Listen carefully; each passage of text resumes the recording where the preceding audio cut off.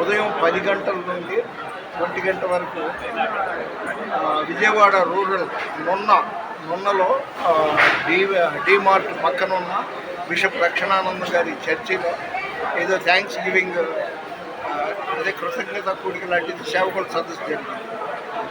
నిజంగా చాలా బాధపడుతున్నానండి. 80 ఏళ్ళు వచ్చింది, ఇప్పటికీ నేను క్రమశిక్షణ పాటిస్తాను. ఇంకా చెప్పాలంటే నేను అర్ధాకలితో ఇంటికి వెళ్ళిపోతున్నాను.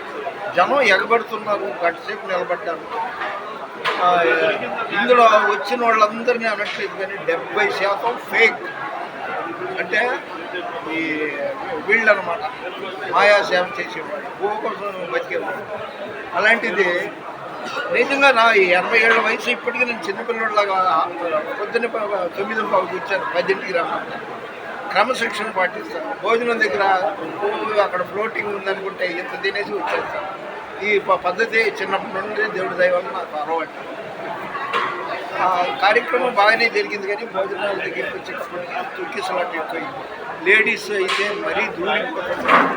పాపం లేదు, పుణ్యం లేదు, ఒకరి మీద ఒకరు పెట్టుకుంటూ ఇంతంటే ఇంతనండి అనుకుంటున్నాను. చాలా బాధపడుతుంది.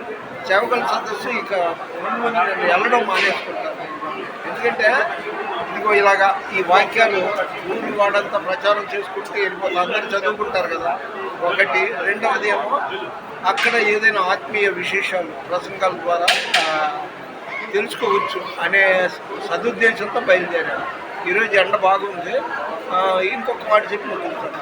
వించిపేట అంటే వంట ఉంది, అక్కడి నుండి పంజాబ్ వరకు నడిచి మళ్ళీ అక్కడి నుండి బాబాయ్ హోటల్ వచ్చి 3వ నెంబర్ బస్సు ఎక్కి మళ్ళీ అక్కడి నుండి వేరే ఆటో, మళ్ళీ అక్కడి నుండి ఇక్కడి వరకు ఆటో తడిసి ఒకటి అయిందండి. అమ్మో ఈ బాధ వద్దండి. శుభ్రంగా నాకు ఎదురు ఉంది. దివారాత్రులు ప్రార్థన చేసుకుంటే ఏ ఇది ఉండదు. మీ పేరు బిగ్గరగా చెప్పండి, మీ ఇంటి పేరుతో సహా. సరే, దయచేసి లైక్ చేయండి, షేర్ చేయండి, సబ్స్క్రైబ్ చేయండి.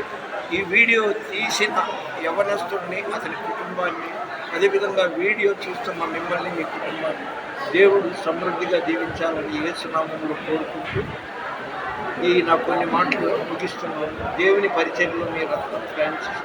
God bless you.